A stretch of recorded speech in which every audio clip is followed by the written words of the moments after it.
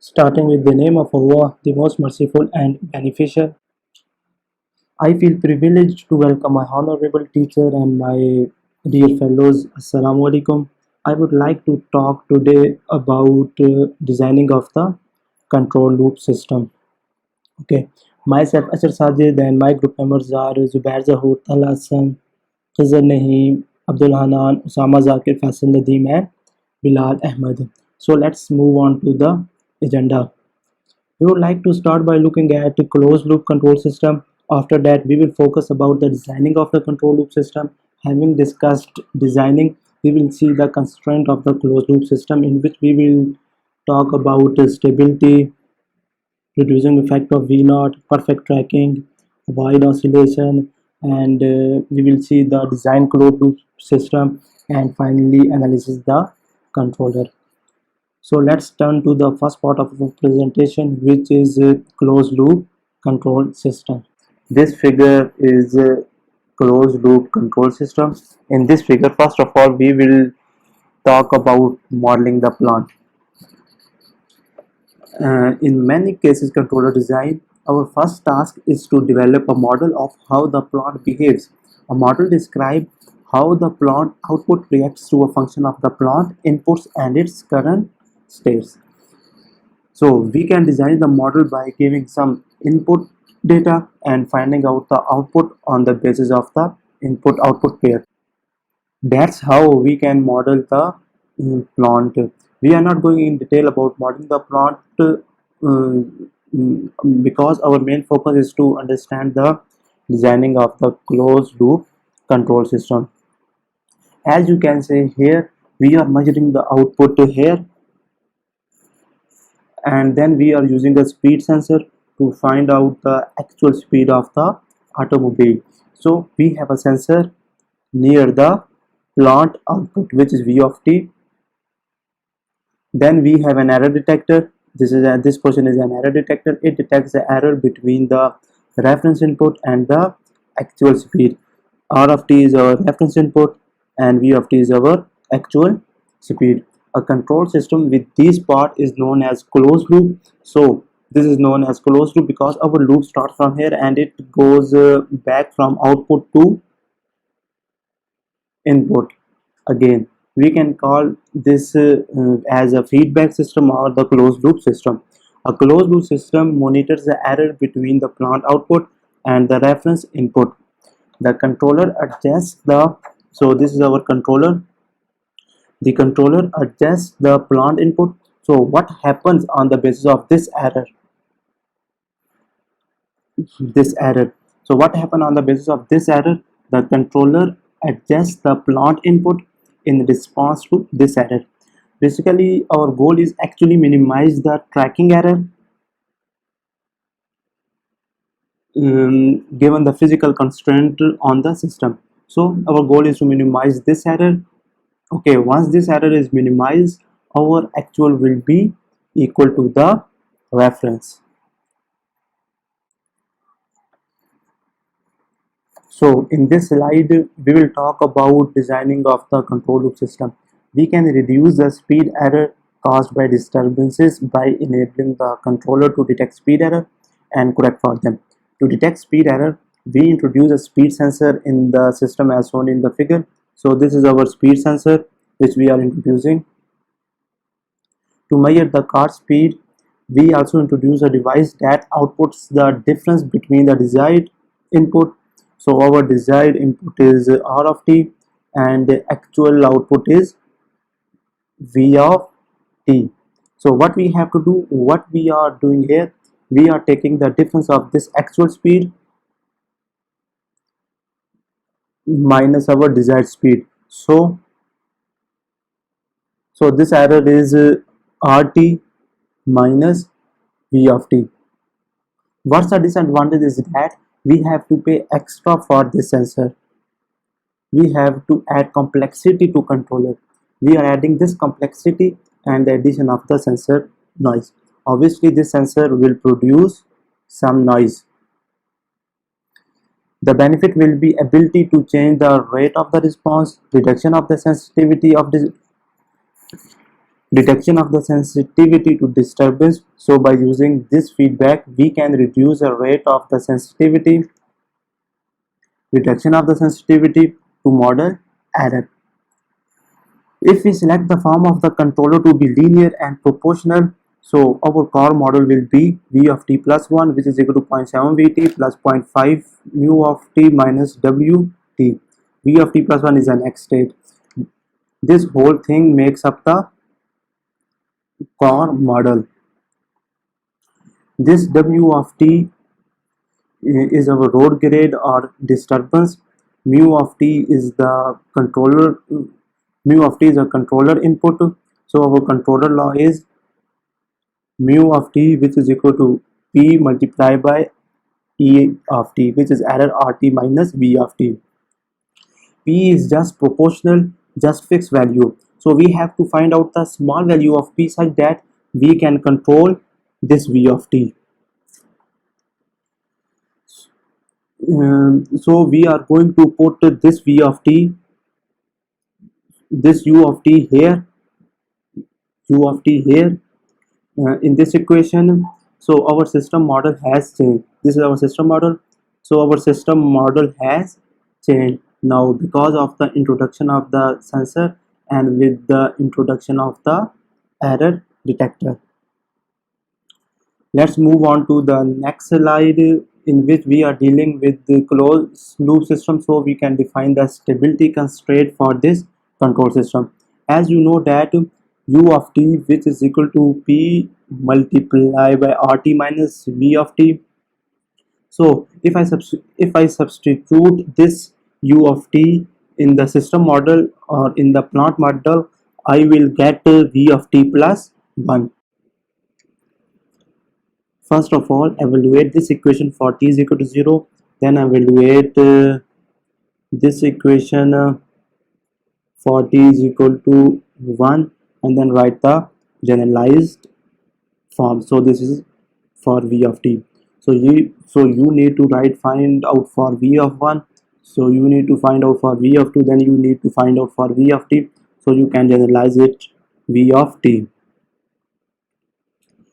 So in this equation, the coefficient 0.7 minus 0.5 p t will just determine the stability because it has a power t. So it will define whether the signal is it going to be exponentially growing or is it going to be exponentially decaying or it is oscillating. So what happens, we need to keep this magnitude less than 1.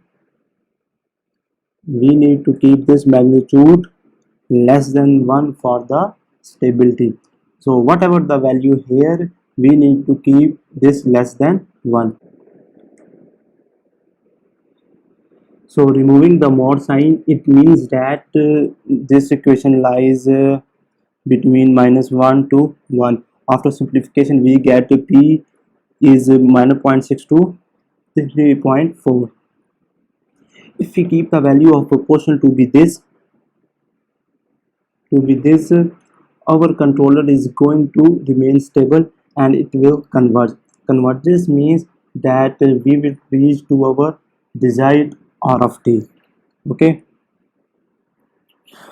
Previous slide we have seen that the stability for p uses using minus 0.6 to 3.4. We could set p close to 3.4 to obtain the fastest decay of the initial condition. However, remember that a negative alpha that was minus 0.6 will cause oscillation, which is something we would usually like to avoid to keep alpha positive, so that we don't want to have p between minus 0.6 and 3.4. To avoid this, we will reduce the initial condition. So we want to keep this value as small as possible. This value. So we want to keep this value as small as possible. So how we can keep this value as small as possible? If I put p is equal to 1.4 here, 1.4 multiplied by 0.5, which is 0.7, 0.7 minus 0.70, this will become 0. So I want to make this condition 0. At p is equal to 1.4, the fastest rate of converges to steady state without oscillation. So this is the best so this is the best condition that we can find out. In this condition, this lies between minus 0.6 and 3.4, because at minus 0.6 we will getting oscillation, and at another value the rate of decay was too fast. So we have the best possible condition, that is 1.4. In the previous slide we have seen that for what value of p we can have minimum oscillation and we can have a fastest rate. However, in every condition we want this point we want this point 0.7 minus 0.5 p to be positive in order to avoid oscillation. So for this to be positive, we want p to be less than or equal to 1.4. If we don't want oscillation, then we will keep this value less than or equal to 1.4. So in the previous slide we have discussed, if you don't want oscillation, we want p to be less than or equal to 1.4. so if we want to avoid the effect of v naught, we will have p between minus 0.6 to 3.4. Here, if you want to have a perfect tracking, so this is our controller u of t, which is equal to p multiplied by r of t minus v of t. This is our system model, v of t plus 1, which is equal to 2.7 vt. This is our after simplification, 0.7 minus 0.5 p multiplied by vt plus 0.5 p multiplied by rt minus wt. So for steady state condition, we want this v of t plus 1 and v of ss. So both these are equal. In steady state, our current speed will be equal to our next speed. V of t plus 1 is our next speed and v of ss our current speed. So if you solve for VSS, we can get this VSS is equal to this thing. VSS is equal to this thing. So to make VSS as close as to or not as possible, so if this is equal to or not, what we have to do, we have to make this p very large. So for perfect tracking, we must need to make p very large. So we know that maximum value of p can have is 3.4. so what we have to do, we can choose the value of p near to 3.4. so for perfect tracking, we must need to have p very large. Closed loop design system, it is very similar with the feedback control system. In feedback control system, we know that the output is sensed with the help of a sensor and is again fed to the system as input. Here we have u of t is equals to p into r of t minus vt. Here the p is proportional, which value is 3.3. we use the value here 3.3 to get the stable output, well tracked output. The value of proportional is large at here, so we get some oscillations in the output. By substituting the value of p in the equation of ut, we will get u of t is equals to 3.3 into r of t minus vt. Here we will analyze the controller. V naught is equals to 20 miles per hour. It is the speed of the car. We can say this is the current speed of the car. And R naught, which is equals to 50 miles per hour. This is the desired speed. Here W naught is 0. This is the road disturbance. Now V of t plus 1 is equals to 0.7 Vt plus 0.5 P into R of t minus Vt minus W. This is the equation that we have already derived. Now substituting the value in this equation, we will get 0.7 Vt plus 0.5 into 3.3 into 50 minus Vt. Now u of t will become u of t is equals to P into R of t minus Vt. Substituting value at here P 3.3, we will get 3.3 into 50 minus Vt. U of t is basically throttle of the car, which has inclined angle limit which is 0 to 45. Here we should keep in mind the throttle value should be in the range of 0 to 45. It should not be less than 0 and should not go beyond the 45. Now here we see the value ut will become 99, that is go beyond the limit, that is not desired value for the controller of the car throttle. While we see minus 44 here, this is also a goes less than the 0, so it is also not desired value. There are very differences in the value of the throttle, so that it will create a huge oscillation in the system, so that this system is not our desired system. Now we move to the next slide to see. In next slide we will saturate the controller.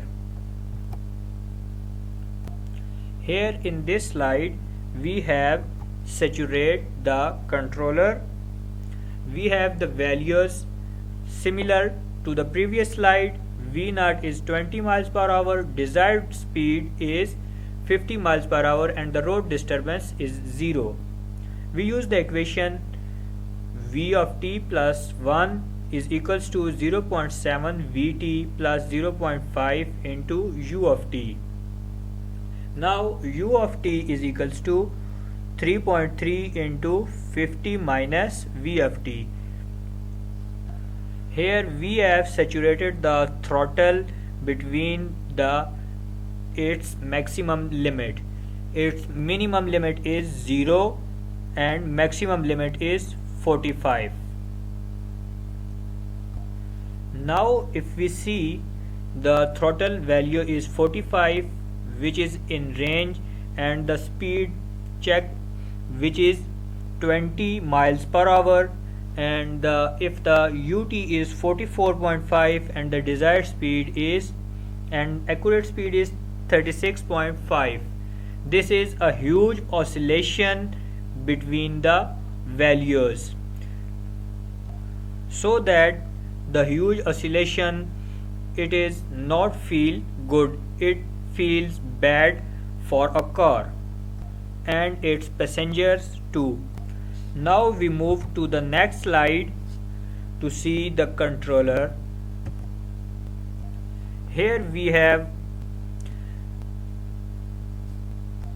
P proportional, which is equals to 1.0 here to avoid the oscillation.